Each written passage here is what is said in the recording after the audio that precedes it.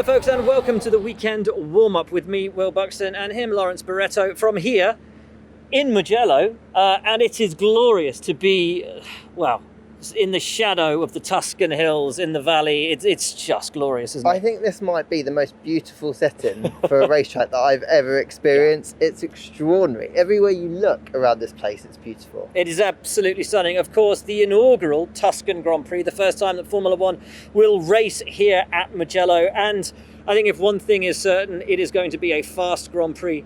It is going to be frantic. It is going to be hot. And the drivers are all absolutely buzzing about it. I think that's what's so quite exciting is everyone wants to get out there in their F1 cars and experience what this place is like. Qualifying is going to be mega. Yeah. And race day, like you said, with the hot conditions, could play an interesting game with the tyres. Yeah, it's going to be absolutely fascinating. It will be very, very physical as well. There isn't a corner here under... Actually, they were banding around some crazy numbers today, but they're all medium to high speed. There are no slow speed corners around this circuit. There's no time to stop, no time to breathe. The neck is going to take an absolute hammering. So yeah, very much looking forward to it. There is, of course, news that has been breaking throughout yesterday and today. Actually, let's start at Williams. Shall we have a little walk? Let's have a walk. Let's start at Williams because, of course, the last week with the Williams family running the team, we were talking about who we thought might take over in the short term, and sure enough, it's Simon Roberts. And that was the name that popped up, wasn't it? It was, yeah, new face here at Williams today. He's been at the team for 3 months or so now. He's got a good idea of what each department does. He's a sensible person to put in charge because he knows the team now, and that's the best thing that you can do while the new owners work out who they want for the long term. Yeah, I completely agree. It's really, I mean, he was brought in as managing director and as this interim sort of team principal. He's a very steady, safe pair of hands. He's the logical choice, but he's also a very good choice. And he's the kind of guy who, I don't know, sort of like a Solskjaer at Man United, you know, bring him in as the caretaker. He's the kind of guy I could see doing it full time. He's got huge experience from McLaren. He had a year at Force India as well. Yep. Been in Formula One nearly 20 years now, and you can't buy that experience. And I think what Williams now need is a steady ship. And I think you're right. If he does a great job, why wouldn't you want to keep him? No, absolutely. Difficult weekend for them in Monza. Came very close to points. Oh, so close. Not quite, but yeah, wait and see how this weekend works out for them. What about Haas, actually? They won the Ferrari Challenge last time. Yes, they did. So, for clarity, the Ferrari Challenge is the fact that they were the top-end Ferrari engined car. Yes. It doesn't really exist. It used to be the sports car challenge. I mean, it's something for them to win, I suppose. It's tough times for them at the moment. It is. It is. One of only a couple of teams with both seats available now. We'll fill you in more on that in a moment. You talked to Gunther today. How many drivers did he say that he's looking at on his short list? A short list that's not so short. No. 10 drivers. That's massive. That's huge. I think that shows that there's a few F1 drivers available. There's some F2 drivers that he rates very highly. There's lots to play for. And I think it could actually be quite good for anyone who fancies it. Have you made an effort to actually count who the 10 are? To list them yet? I haven't managed to get to 10. Oh, really? In truth. Okay. So I'm not quite sure who makes up like 6, 7, 8, 9, 10.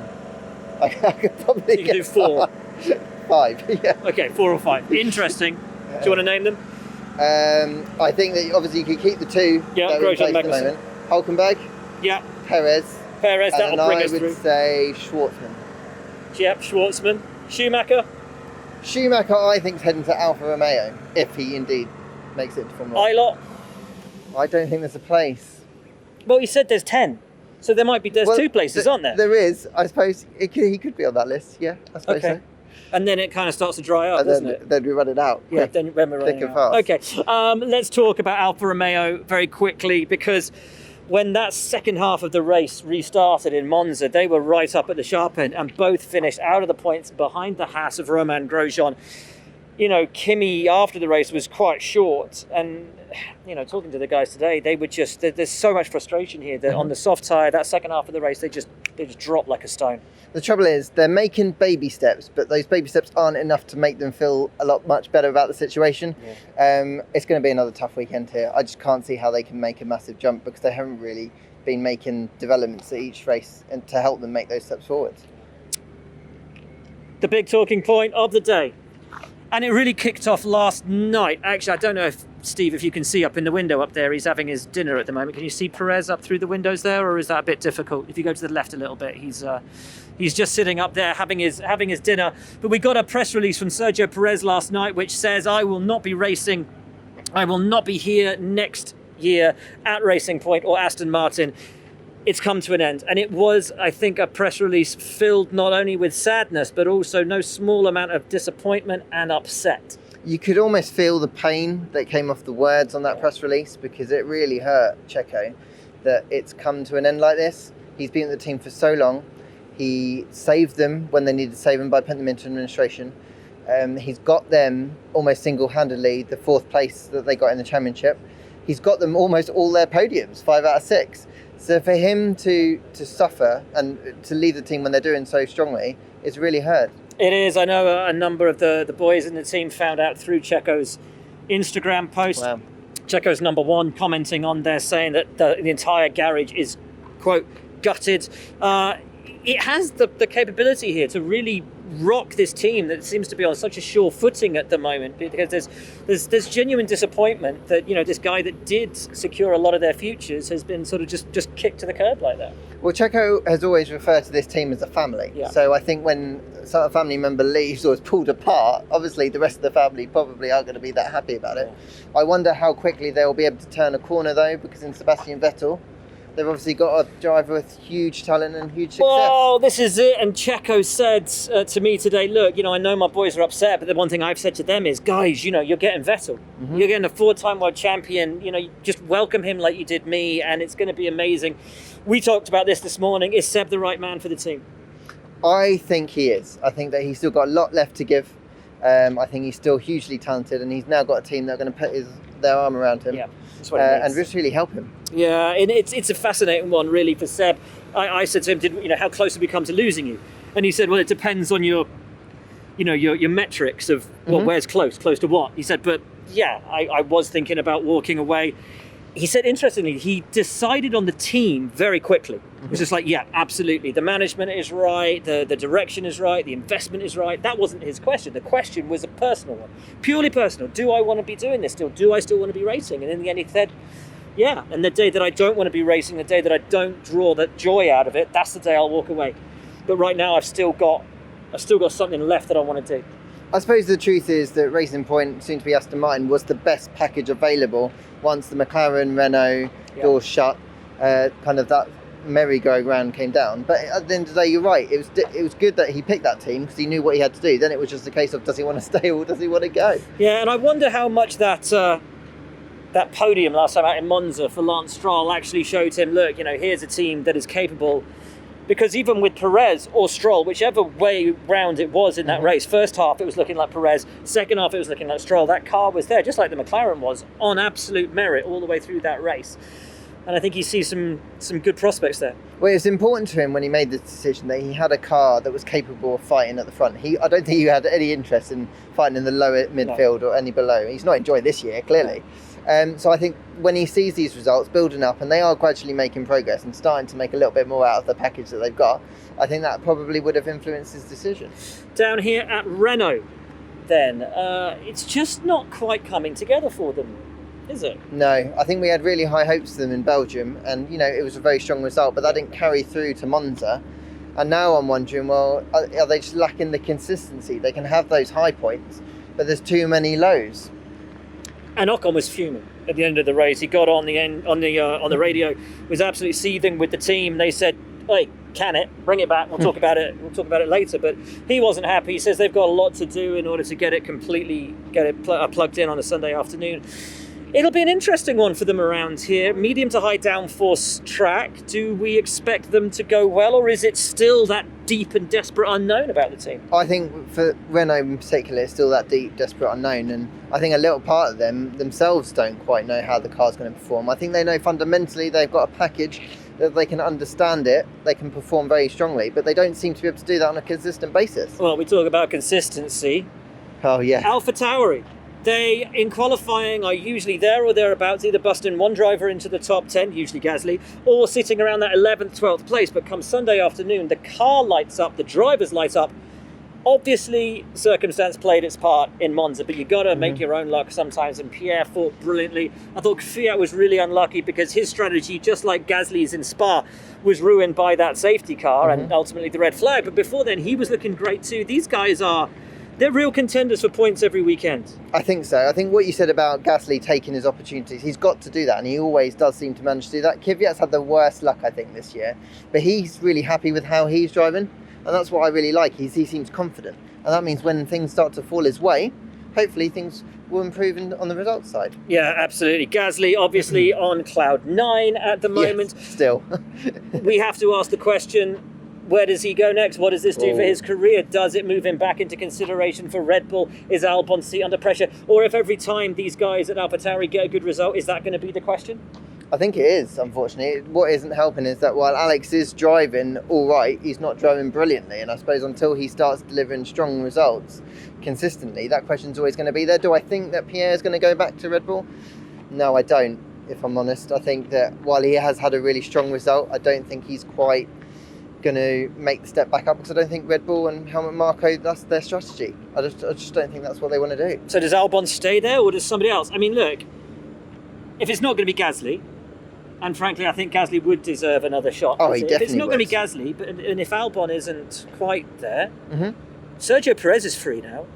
Yes. He is a driver that is going to turn up here and not be scared of Max Verstappen. He's going to turn up and give it everything. Could Sergio Perez be a logical consideration? I mean, we know he's not a Red Bull driver, but to turn up there and do what no number 2 to Max has been able to do, other than Daniel, obviously, but Daniel was already a race winner, but turn up and actually say, I'm not scared of you, Max, and we're going to go. If Red Bull have got genuine desire to win the Constructors' Championship, I think that that's something that they've got to consider going forward. Do they want that driver in the second car to be almost as strong as the Max, essentially? If they do, then they're going to have to consider looking outside the Red Bull talent pool at the moment, because there just isn't the strength and depth that they were hoping for. Amazing, isn't it? And also what freedom that might give that second driver if he is there of his own means and bring in his sponsors as Sergio would. He doesn't fall under that constant sword of Damocles that is the wrath of Helmut Marko. It may even free him up to be an even greater challenge and contender and ironically help to push that team forward. And can you imagine how much Checo would relish having a package that is capable of winning races? Huge. He would love it, and he would really, really be motivated by that prospect. And now he's on the open market. It's not out of the realms of possibility. Right, we're getting to the sharp end. McLaren, let's talk about them. Another strong race for them last time out. Of course, Sainz on the podium. Norris not far off. These guys are just getting better and better every weekend. I think that they've ended up being the better dark horse of the year, because they started the year thinking, we're not quite sure how, with Racing Point looking strong, with Renault looking strong, we're not sure whether we're going to be able to keep that kind of upper level of the midfield team. They've nailed it. Like, they seem to be able to take their opportunities every single time of asking. It's incredible. Yeah, they're doing really, really great. And they're a joy to watch as well, and just watch the team meshing together. Of course, Carlos is off at the end of the year. But no, it was really wonderful. Really, really wonderful to see how they're going. They're hoping for a good time this weekend. Lando's looking forward to it. He's a massive Valentino Rossi fan, and of course this is Rossi's kingdom. Rossi land, he said he's a little bit upset, obviously, that they're not all going to be here in the yellow. He's got, half of Rossi's merchandise stash over at his gaff anyway. But he said, it's a shame, because I'd love there to be all the yellow everywhere. But then there's all the Ferrari fans and they're in the red. And I said, and red and yellow makes orange. And Lando was like, ooh, yellow smoke bombs, red smoke bombs, and it's all McLaren. Lando is in tremendous form this year, isn't he? I think and it's helped that he's getting results on track, but I think his personality's really opened up this year.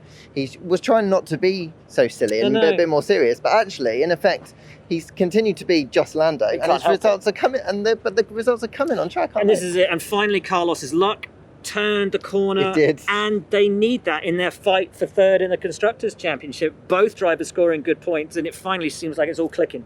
Can you believe they're fighting for third in the Constructors' Championship? I think we should take some time to mark how impressive that is. I don't think Ferrari can believe it. What a horrible weekend in Monza. They're not expecting much different. A nice kind of display up there of their past Grand Prix winners. For some reason, they've missed Alain Prost and Jean Alesi off there.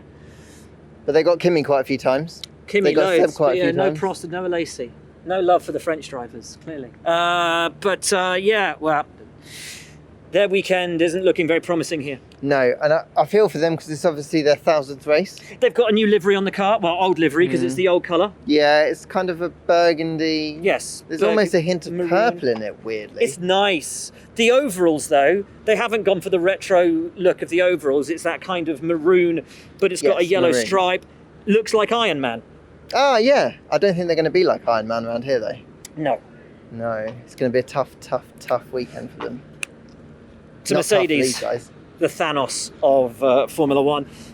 Nice. Yeah, and it went, honestly, on a weekend, last weekend, where Lewis had his problems, that was the moment for Valtteri to strike. Oh, And he didn't. no. Is that the moment, Will, where Bottas's championship campaign really hit the skids? Yes, and there's no two ways about it. That was his time to shine, and he talked about it today. I said, you look into the data, where did it all start to go wrong? And ultimately, he didn't exactly say it in this way, but by not giving any real excuse other than a bit of the engine overheating, he knows he's only got himself to blame. That start was terrible. He freaked himself out, kept falling back. And as I'm saying, when Lewis isn't winning, Valtteri's got to step up, and he didn't. Trouble is, Lewis doesn't make mistakes that often. He doesn't have problems. He's on that massive consistency run of 40, I think, finishes in Grand Prix. Seeing the checkered flag, I can talk, honest. He's doing exactly what he needs to do, and Bottas just isn't really capitalising when things go wrong. No, but for this weekend, they're really optimistic. They're looking forward to it. Their car's been a rocket ship around this circuit. It could be the stuff of dreams driving that thing around here. I'd love to drive that car around here because the speeds that they'll be able to get to do, the confidence, the grip they're going to get out of that car, those guys are going to have massive smiles on their faces when they get out of the car. Yeah, they really are. And they are hoping at the top step of the podium. But this is a great unknown. We have no idea. For the first time in a long time, we have genuinely no idea who will be competitive, who won't be competitive, how the cars will go, what tyre deck will be like, what speeds they'll be hitting. We just don't know. It's so wonderful to be at a brand new circuit that has never had Formula One racing here in its history. It's going to make practice a little bit more exciting because the teams have got so much data. Well, exactly. So much data to gather. The drivers need to get into a groove very quickly. We're going to probably see cars out more often than we would in practice. I'm actually quite excited by practice for a change. I am as well, mate. Of course, this has been us. You can hear from all of the drivers, as always, and every week on Formula One Paddock Pass, which is a Spotify exclusive podcast, and also comes your way on F1 TV and also on Formula1.com. So you don't have to hear us blathering about what the drivers have said. You can just hear them in their own words. Who's your tip for the win? Lewis. Oh, it's so unexciting, Isn't it? Mate, come on, make it a little bit more exciting. Valtteri. No, but I'm not sure I can say that, so I don't know if that's more exciting. Oh, okay. That is quite controversial. I'm going to go Carlos. There you go. Nice. There you go. Okay, cool. Where are you going to go? I don't know. Charles, why not? There we go. Actually, no. You wanted something realistic, didn't you? Yeah. Ooh. No, come on. I don't know. Yeah, all right. Okay. Lewis, maybe. Right. I don't know. We could get an upside downy one again. Who knows? As we said, anything could happen here in Mugello. It's the first time Formula One is here. The Tuscan Grand Prix. Ferrari celebrating its 1,000th Formula One Grand Prix. Be sure to join us over the weekend. For now, though, from Lawrence, from me, thanks so much for watching, and we'll see you next time.